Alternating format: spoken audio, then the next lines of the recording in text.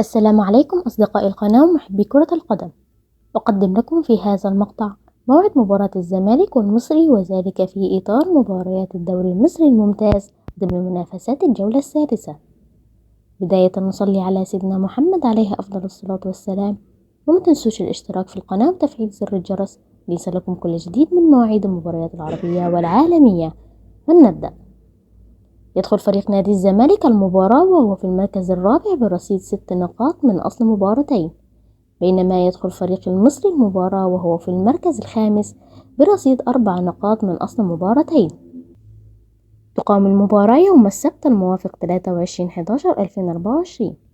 تبدأ المباراة الساعة 8 مساء بتوقيت مصر والسودان وليبيا، وفي تمام الساعة 9 مساء بتوقيت السعودية وفلسطين، وفي تمام الساعة 10 مساء بتوقيت الإمارات وعمان، وفي تمام الساعة 7 مساء بتوقيت تونس والجزائر والمغرب. تذاع المباراة على قناة أون تايم سبورت 1 بتعليق محمد عفيفي. وفي النهاية ما تنسوش تكتبوا لنا في التعليقات توقعاتكم لنتيجة المباراة. شكرا لكم والسلام عليكم ورحمة الله وبركاته.